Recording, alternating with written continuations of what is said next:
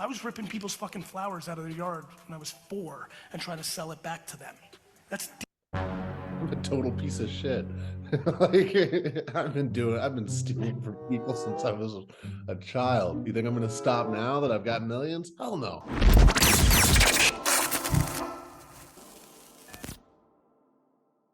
All right, this is Michael F. Schein. I am here with my, by now, very good friend, Steve Maloy, and we are doing another reaction video. It's the last one we're doing together, and I've had so much fun reacting with Steve. We're still working on our Ovens 12 screenplay. If you aren't familiar with what that is, please check out our Sam Ovens reaction video where we had our major breakthrough. How's it going today, Steve? I'm doing great, Michael. Still needling down the last bits of that first draft, but very excited for where we're going with it. I think it's got a good 3-act structure myself. I think it's going to fly.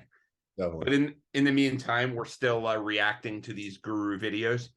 And the next one is, so if I have anything on that will be on my tombstone, Steve, it will be that I wrote an article picking a fight with Gary Vaynerchuk and that he responded to me directly. So I felt like I had to react to a Gary Vaynerchuk video.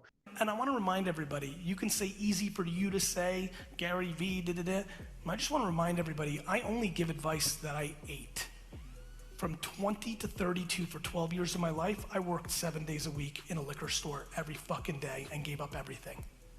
I worked 15 fucking 16 hours a day, every single day.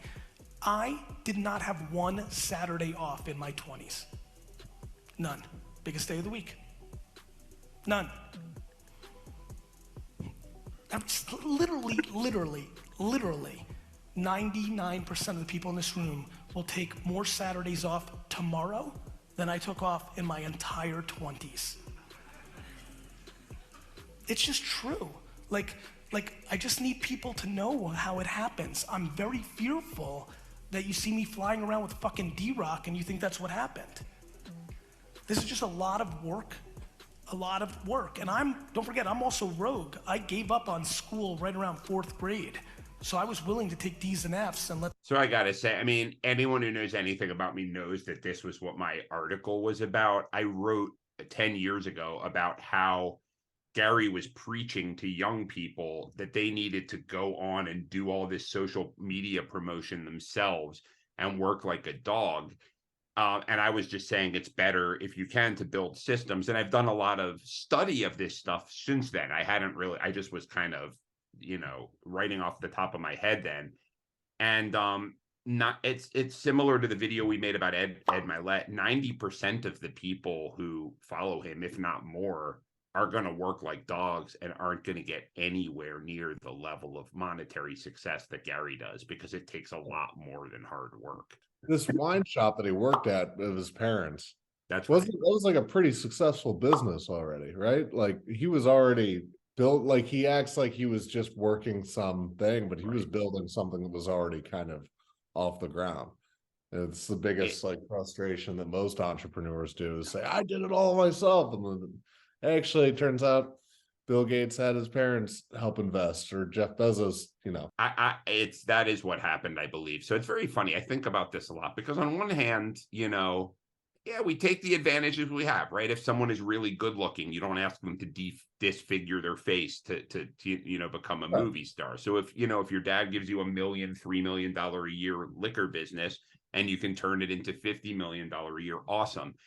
But it wasn't a liquor store. It was a liquor distribution business, and he could put out content for a year and be paid by his father. So to go out and tell kids that they should put out content and work 7 days a week isn't really the full story. With no foundation. Let them push me through the system so I could learn how to sell baseball cards and do all my things. So I've been on this for my whole fucking life. And so, I don't know, I think entrepreneurship's in a very weird place where everybody thinks they are one.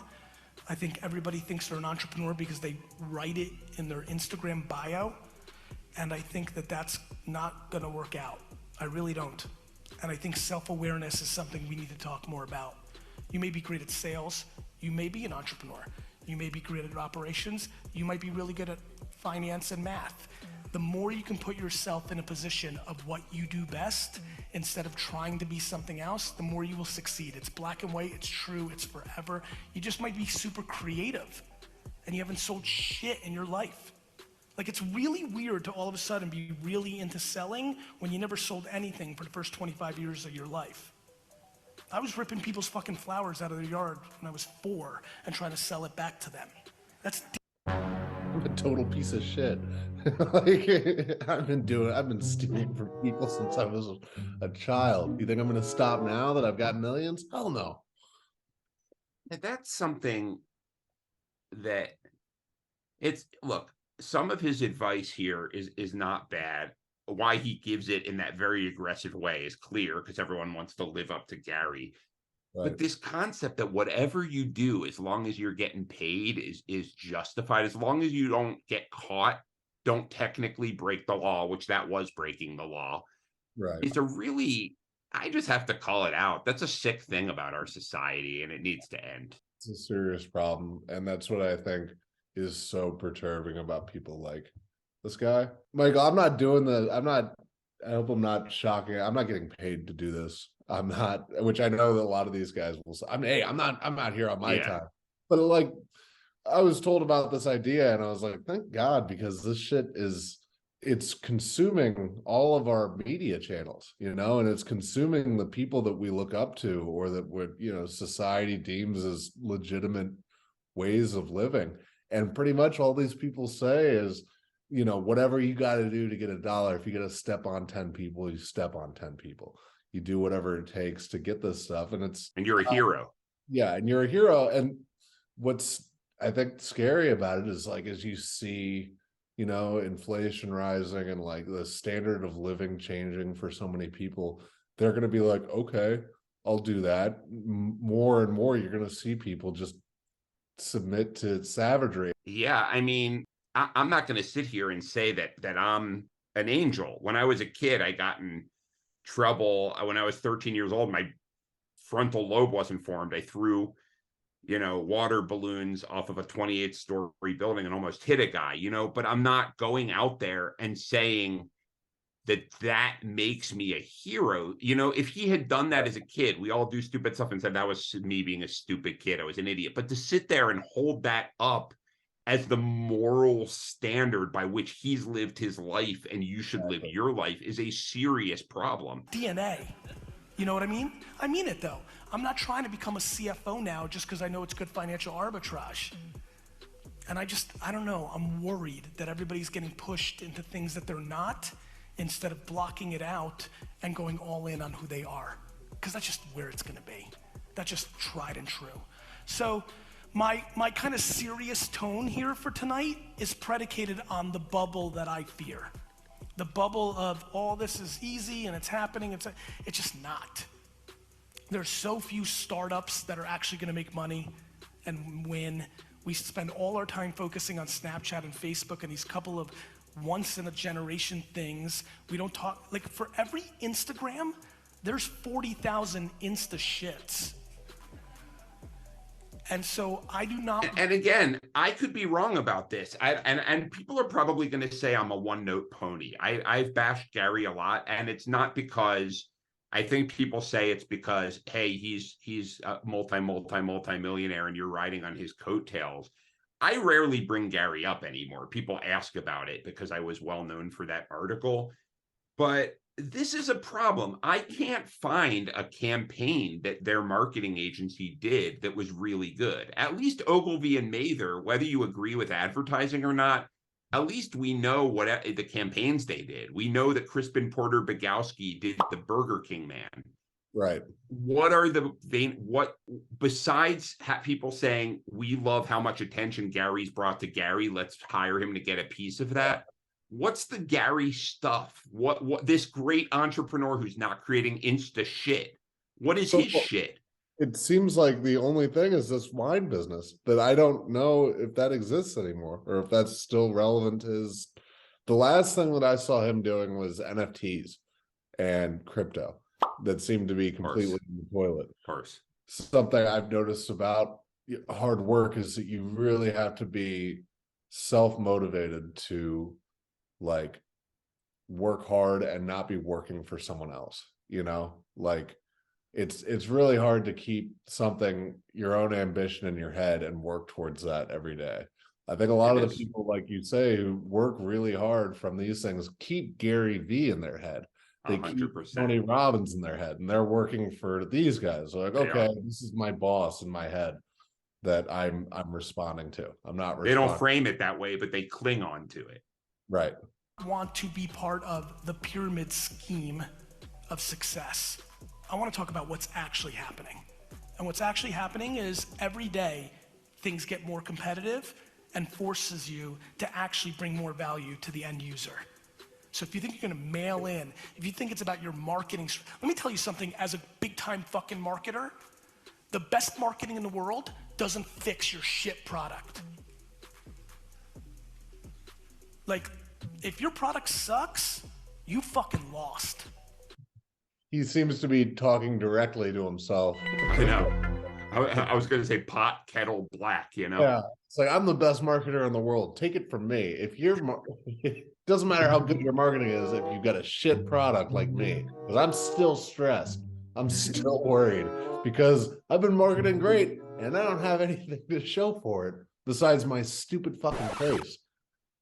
I'll tell you something. The reason I get up and do what I do every day instead of, you know, writing novels, which I still mess with fiction, but the reason I put time into writing books about hype and helping companies drive a lot of attention is because nothing makes me angrier, because he's wrong.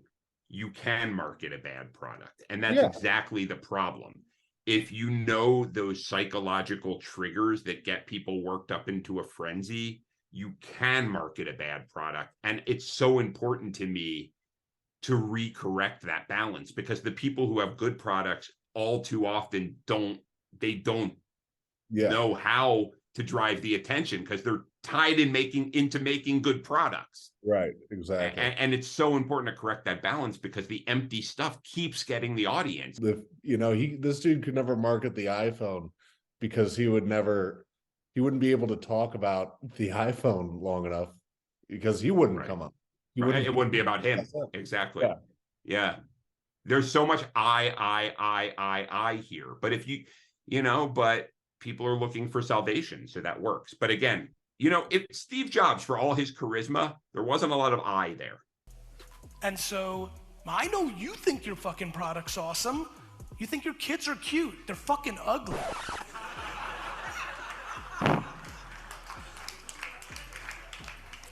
I know why you want it to work.